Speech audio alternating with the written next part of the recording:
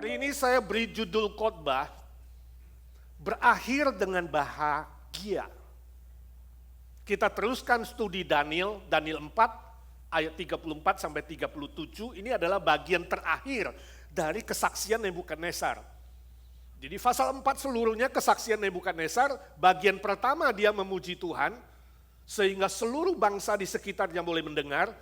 Dia ceritakan bagian kedua bagaimana dia sombong, kemudian dia sakit. Kemudian bagian ketiga dia tidak mendengarkan nasihat Tuhan dan kemudian dia menjadi seperti binatang. Dan bagian keempat dia dipulihkan dan dia kembali memuji Tuhan. Itu sebabnya saya beri judul happy ending. Berakhir dengan bahagia. Mari kita baca Daniel pasal 4 ayat 34 sampai 37. Demikian firman Tuhan bersama-sama, tetapi setelah lewat waktu yang ditentukan, aku Nebukadnezar menengadah ke langit dan akal budiku kembali lagi kepadaku.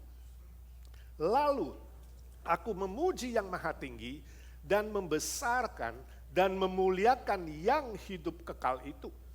Karena kekuasaannya ialah kekuasaan yang kekal dan kerajaannya turun-temurun. Semua penduduk bumi dianggap remeh. Ia berbuat menurut kehendaknya terhadap bala tentara langit dan penduduk bumi. Dan tidak ada seorang pun yang dapat menolak tangannya dengan berkata kepadanya, apa yang kau buat? Pada waktu akal budiku kembali kepadaku, kembalilah juga kepadaku kebesaran dan kemuliaanku untuk kemasyuran kerajaanku. Para menteriku dan para pembesarku menjemput aku lagi.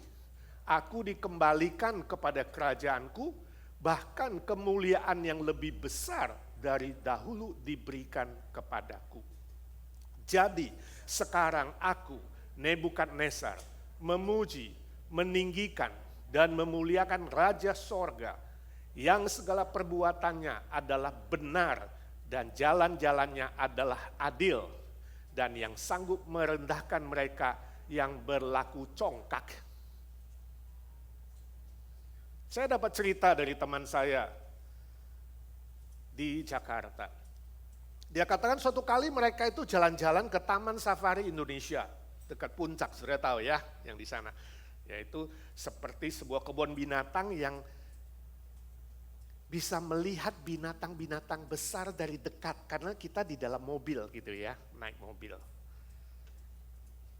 Sekeluarga, bapak, ibu dengan 3 anak, lalu naik mobil ke Taman Safari dan mereka senang ingin lihat binatang-binatang dari dekat.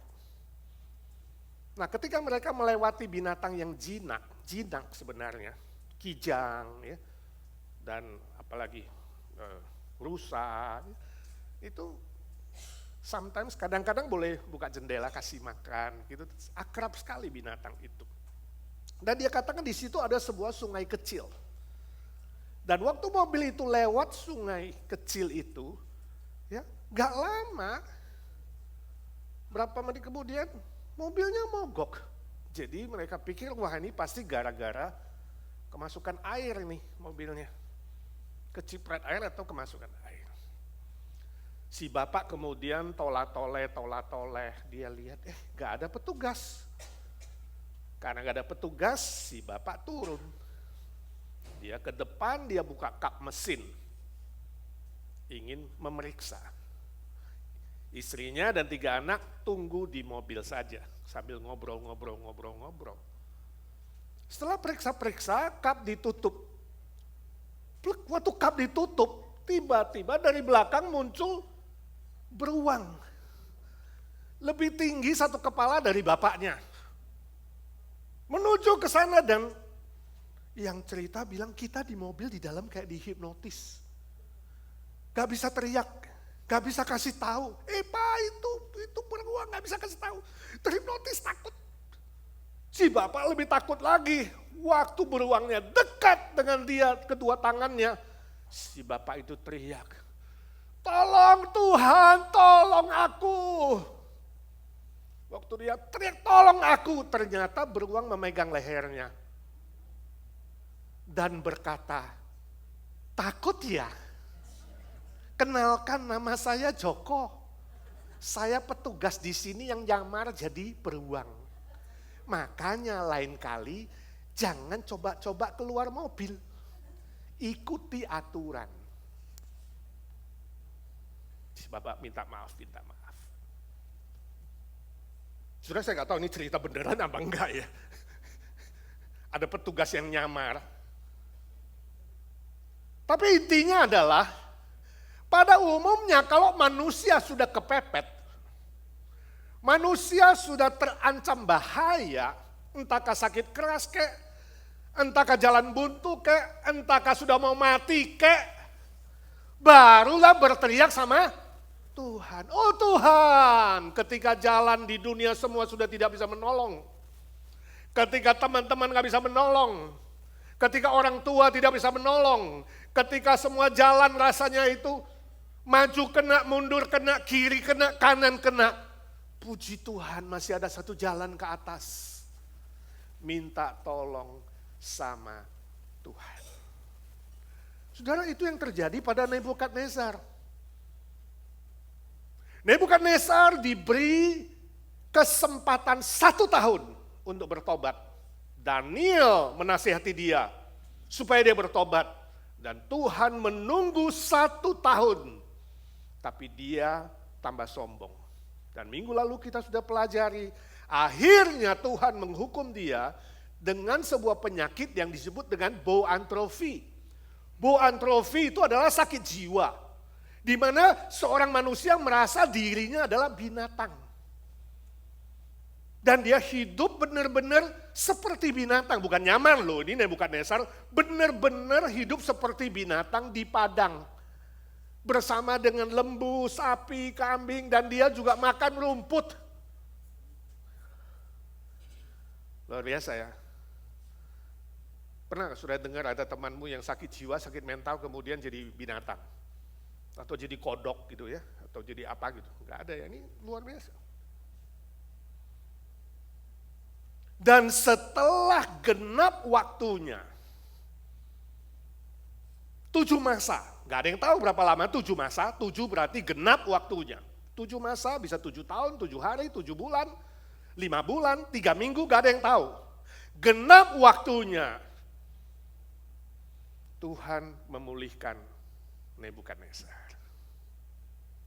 Itu sebabnya bagian keempat ini hidupnya berakhir dengan bahagia, happy ending. Dia disembuhkan, dia dipulihkan. Dan dia menuliskan kesaksiannya. Saudaraku, setiap manusia punya waktu yang genap dari Tuhan. Saya tidak tahu bagaimana saudara.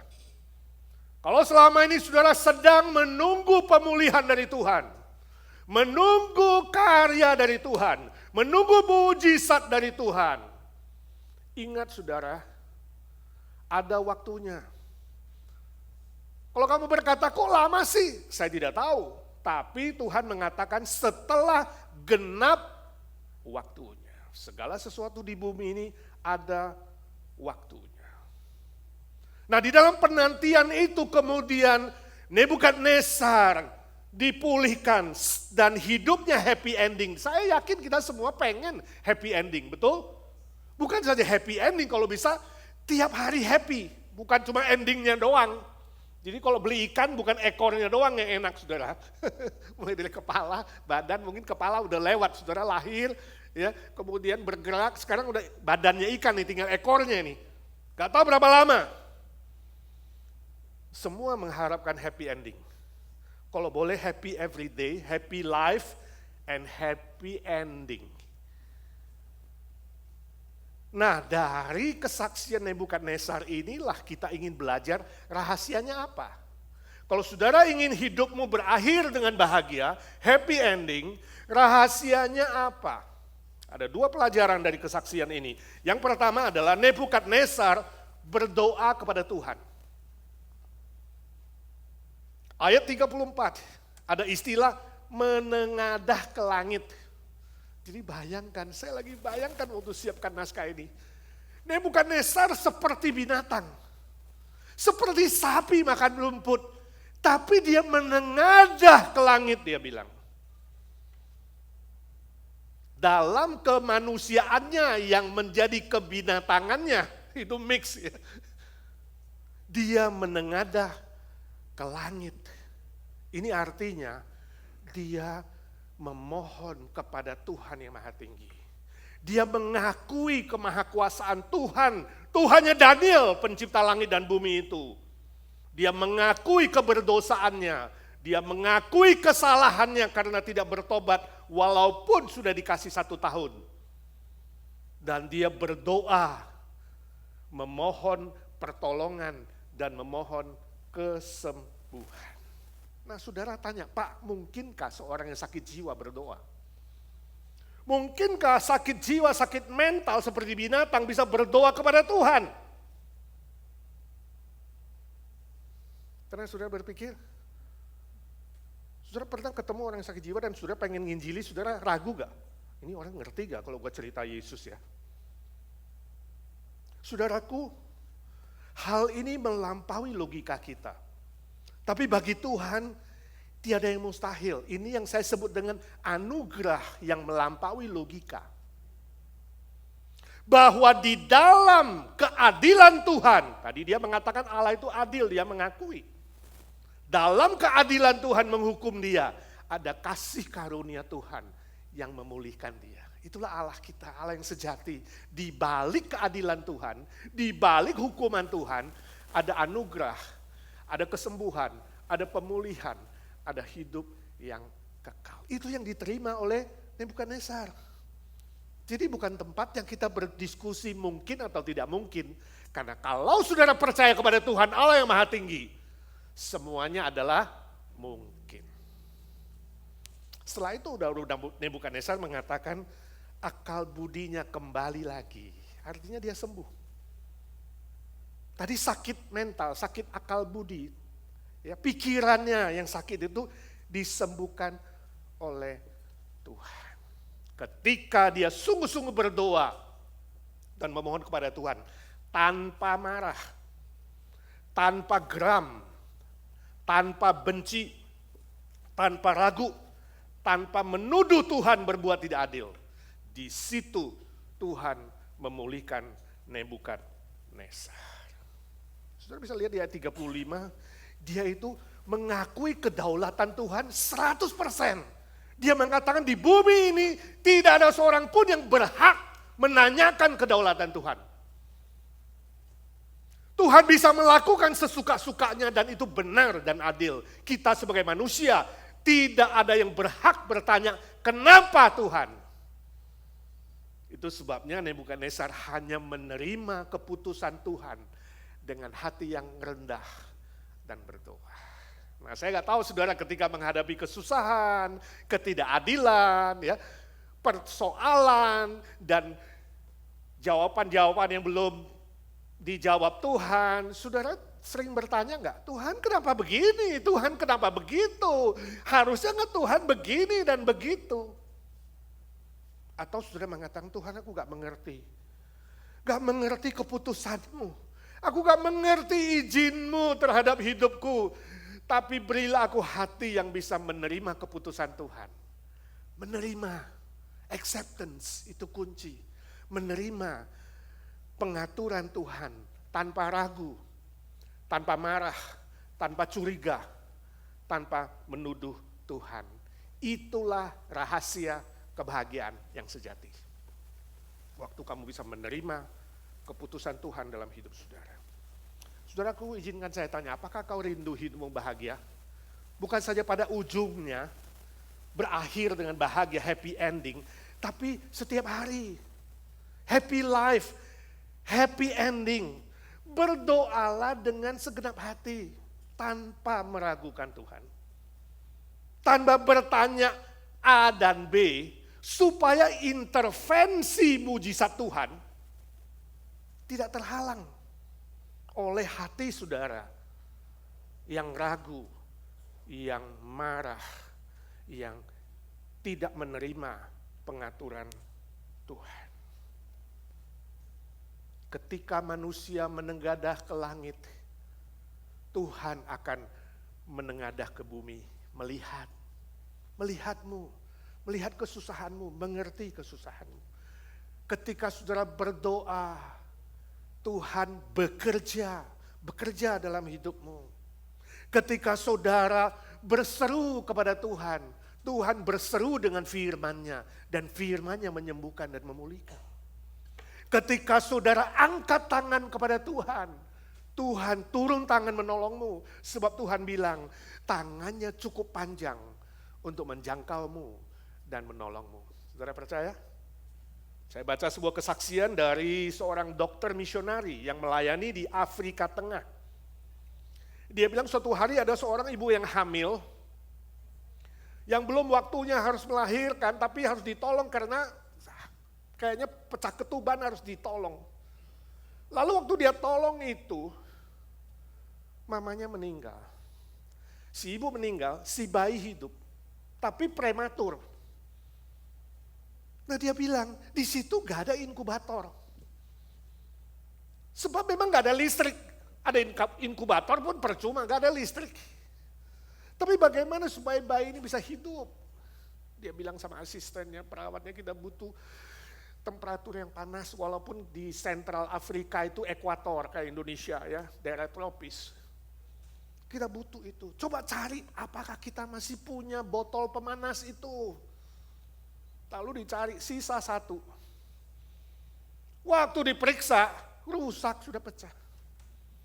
Wah, dokternya pusing, dia bilang, nggak bisa, coba kumpulkan semua selimut, bayi ini harus tetap hangat, kalau nggak hangat mati. Ya, kumpulkan semua selimut, balut dia, kemudian kamu semua, kita semua tidur sama dia mepet-mepet. Besok siangnya dokter ini melayani panti asuhan, kira-kira 20-30 orang. Dia cerita soal si bayi, soal mama. Dan soal anaknya. Yang pertama dari ibu itu yang 2 tahun yang nangis terus karena mamanya mati. Lalu dokter ini mengajak anak-anak panti asuhan berdoa. Nah waktu berdoa itulah ada seorang anak kecil, umur 9 atau 10 bernama Ruth. Dia berdoa keluar suara. Dia katakan, Tuhan, kami membutuhkan botol air panas hari ini juga. Karena kalau Tuhan kirim besok gak ada gunanya, bayinya mati. Dan kalau boleh Tuhan, kami juga butuh sebuah boneka kecil untuk kakaknya yang perempuan itu, kakak bayi itu yang 2 tahun. Supaya dia tahu kamu hidup dan sungguh-sungguh mengasihi dia. Dia bilang, saya dengar doa itu, dalam hati saya, ini saya harus ikut amin apa enggak? Mustahil minta sama Tuhan kok begitu. Gak mungkin lah hari ini bisa datang itu botol air panas. Saudara pernah gitu gak sih? Habis doa amin, mungkin gak sih? Kayaknya gak mungkin nih. Hah? Mulut bilang doa minta, tapi otaknya bilang mustahil. Itu terjadi pada misionari itu. Saya harus ngomong amin gak? Tapi ini anak begitu polos berdoanya. Dia bilang gak mungkin. Satu-satunya jalan yang mungkin, aku akan menerima kiriman dari negaraku. Tapi sekarang sudah 5 bulan gak terima apa-apa. Dan kalaupun hari ini aku terima kiriman paket, gak mungkin lah orang itu memasukkan botol air panas, kita hidup di daerah panas kok. Jadi di otaknya, mustahil, gak mungkin. Dia bilang siang itu habis makan, ada yang melaporkan kepada dia, dokter ada parcel datang di rumahmu. Jadi dia segera pulang, sampai di rumah dia lihat sebuah box lebih berapa pounds, mungkin 23 pounds sampai 25 pounds. Box besar kiriman dari negara asalnya, Amerika. Wah dia senang bukan main, ini besar sekali boxnya, jangan buka sendiri. Dia bawa balik ke panti asuhan, buka sama anak-anak. Begitu dibuka, wah ada kaos, ada obat untuk yang sakit kusta, ya. Ada alat-alat yang dia butuh untuk pengobatan. Semua lemes. Ya.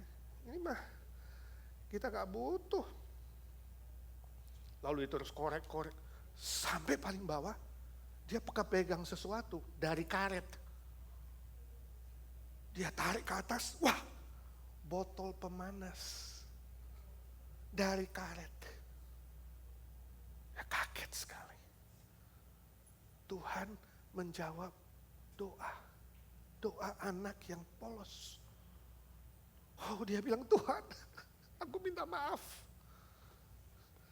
Selama ini aku doa tapi aku gak pernah percaya.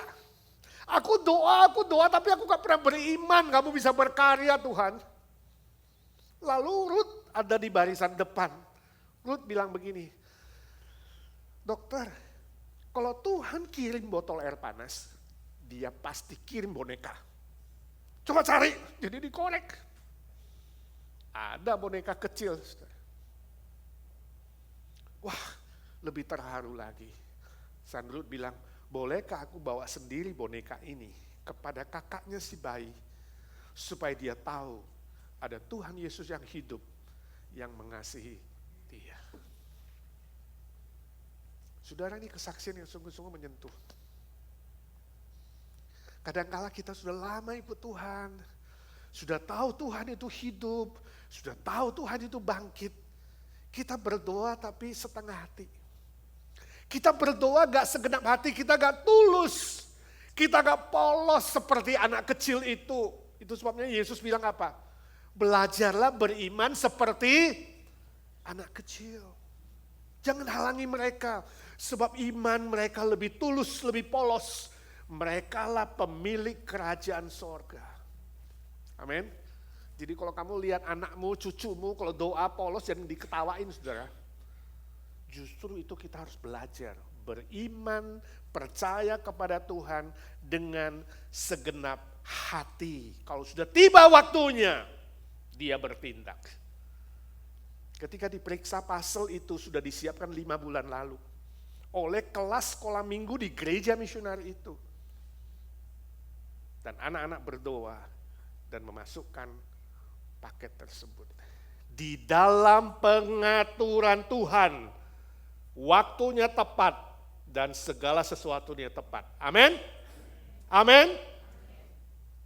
Mulai hari itu sang misionari dokter itu dia katakan, saya belajar beriman dengan anak-anak di yatim piatu yang semuanya sungguh-sungguh beriman dengan tulus dan polos.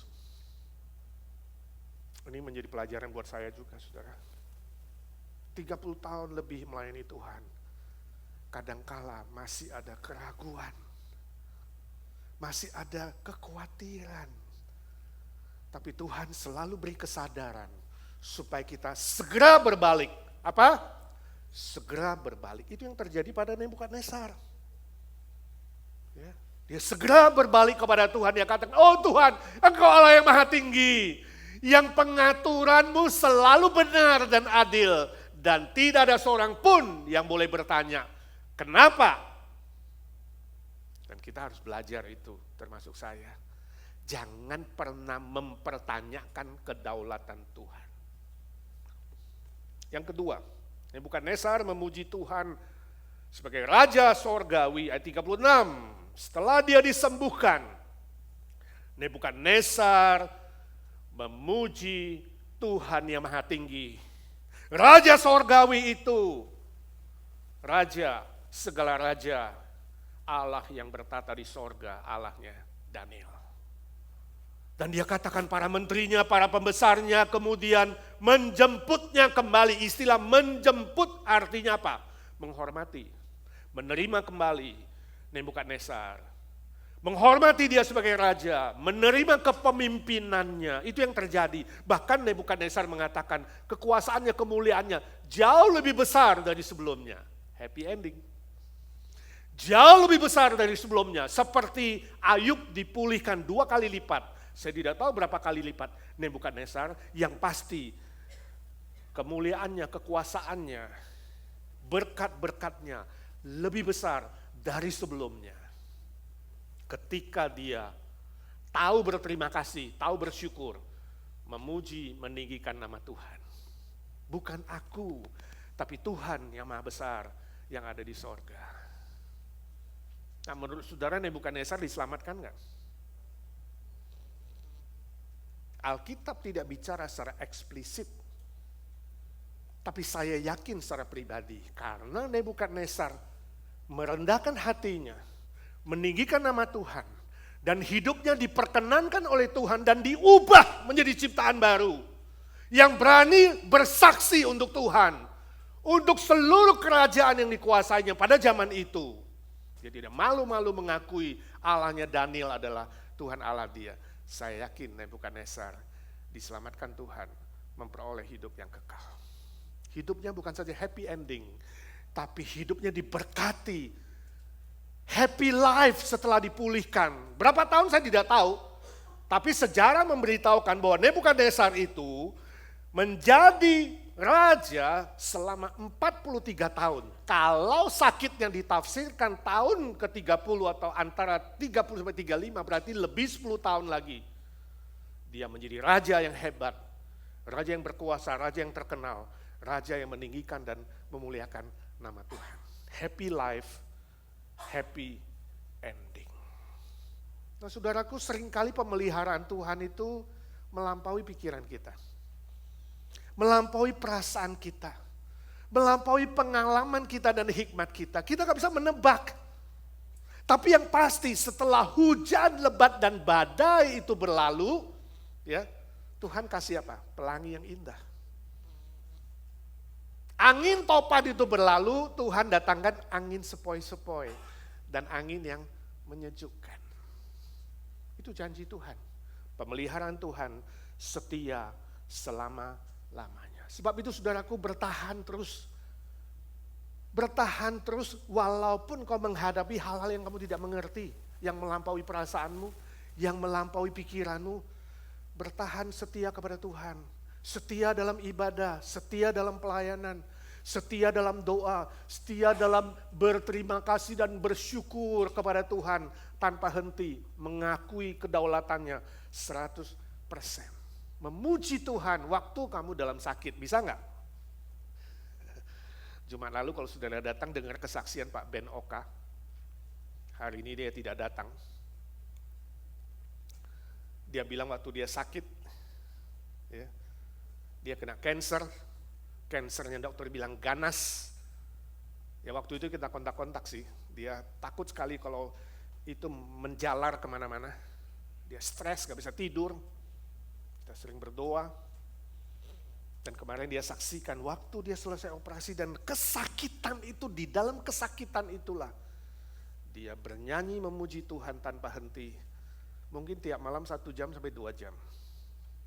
Tiap hari. Dan akhirnya Tuhan menyembuhkan dia. Bersih dari kanker.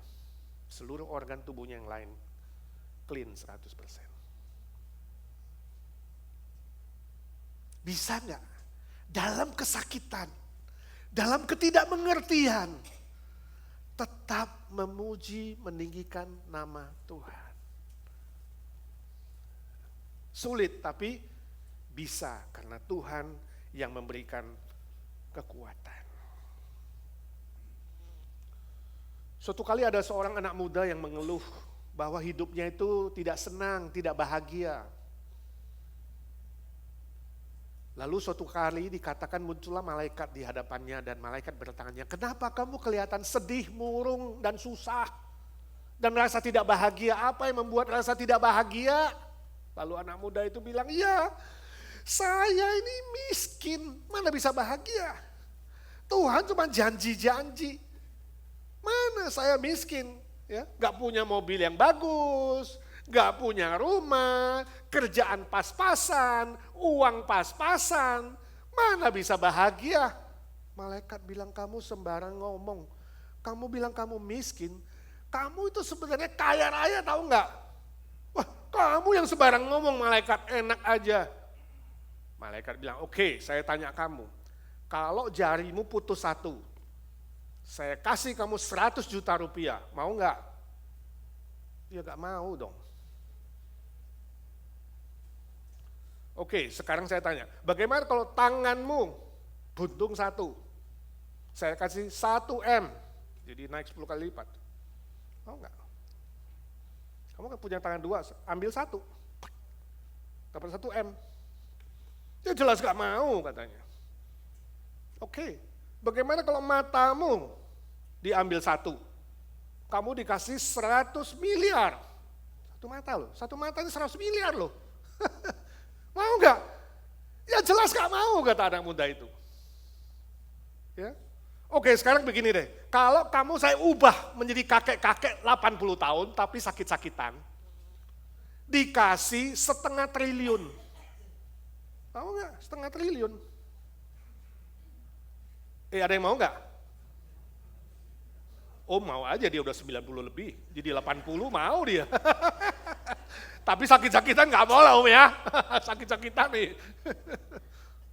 Lalu terakhir malaikat bilang, oke, kalau hidupmu tinggal sehari, akan mati besok. Tapi saya kasih kamu 100 triliun, mau nggak?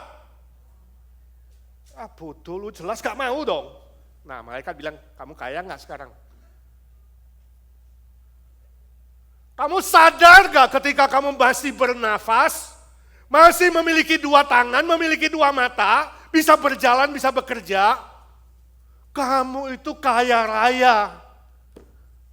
100 triliun aja gak mau Berapa harga 1 nyawa?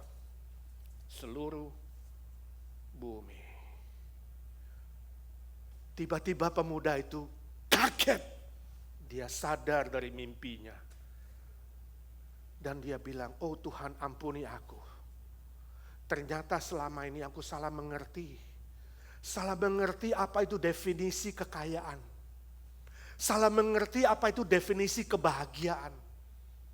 Tolonglah aku belajar menerima apa yang kau berikan dan titipkan kepadaku. Saudara, kalau hari ini saudara masih punya waktu, bisa duduk di sini, bisa berbicara, bisa makan, bisa ngobrol, punya teman, punya keluarga. Itu anugerah dan kemurahan Tuhan yang besar, amin. Saudara kaya nggak? Bilang sama diri sendiri, aku orang yang paling kaya di dunia. Definisi harus jelas. Ya saudara, kebahagiaan yang sejati, kunci bahagia yang sejati adalah tahu berterima kasih. Dan tahu bersyukur atas apa yang Tuhan kasih sama kamu. Apa yang punya. Jangan khawatir soal yang tidak punya. Kok aku gak punya A, gak punya B, gak punya C. Kamu mengeluh terus dan tidak pernah punya sukacita dan bahagia. Bersyukur dengan apa yang engkau punya, yang dititipkan oleh Tuhan. Maka saudara hidup akan bahagia di bumi dan nanti di akhirat happy ending. Orang Amerika punya moto apa? Happy wife, happy life. Kalau kamu bisa menyenangkan istrimu, kamu bahagia. Amin, istri-istri. Happy wife, happy life. Istri pasti setuju, betul nggak? Suami setuju nggak? Terpaksa setuju. Di Amerika tapi permisi tanya, benar nggak happy wife, happy life? Benar nggak waktu kamu menyenangkan istrimu, kamu pasti bahagia? Jawabannya saudara, yes and no. Yes, kalau istrimu hidup takut akan Tuhan dan menjalani firman Tuhan. Kalau istrimu tidak takut akan Tuhan dan tidak menuruti firman Tuhan, itu bukan bahagia, men, itu bahaya. Apa? Bahaya, deket loh, bahagia bahaya. Firman Tuhan tadi di ayat pembimbing mengatakan, berbahagialah mereka yang takut akan Tuhan. Betul nggak? Mazmur 128 ayat 1 berkata, berbahagialah mereka yang takut akan Tuhan dan menuruti firman-Nya. Ingat, takut akan Tuhan, bukan takut sama istri, bukan. Takut sama suami, bukan. Takut sama bos, bukan. Takut sama si A, si B, si C, no. Rahasianya bahagia adalah takut kepada Tuhan dan menuruti firman-Nya. Kalau dua-duanya, suami dan istri, sama-sama takut Tuhan, maka akan saling membahagiakan, betul? Saling mengasihi. Ya. Love and respect. Suami, Alkitab mengatakan mengasihi istri, dan istri harus hormat dan tunduk kepada suami, sebab dialah pemimpin. Bukan saja relasi suami istri, juga relasi kamu dengan sesama, relasi dengan Tuhan, relasi dengan harta benda. Kalau takut akan Tuhan dan menuruti kebenaran firman-Nya, kamu akan bahagia sekarang ini, setiap hari, dan juga mengakhiri hidupmu happy ending. Amin. Mari kita doa. Ya Tuhan, suara hamba-Mu sudah berhenti. Biarlah suara Roh Kudus terus bekerja di hati kami. Ajar kami belajar dari Nebukadnezar di akhir hidupnya yang rendah hati, mengakui dan menerima kedaulatan Tuhan, keputusan Tuhan 100% tanpa bertanya. Setia, menengadah kepada Tuhan, berdoa, beriman dan memuji-Mu, menaikkan syukur dan tahu berterima kasih. Tolonglah kami Tuhan supaya hidup kami sungguh-sungguh bahagia, sejati, sesuai firman-Mu. Dan kami boleh mengakhiri hidup kami juga dengan bahagia, sesuai dengan firman-Mu dan berkat-Mu. Jangan biarkan seorang pun pulang dengan hati yang kosong, tapi pulang dengan berkat Tuhan dan kebahagiaan dari Tuhan. Dalam nama Tuhan Yesus Kristus kami berdoa dan meminta berkat Tuhan. Amin. Tuhan berkati.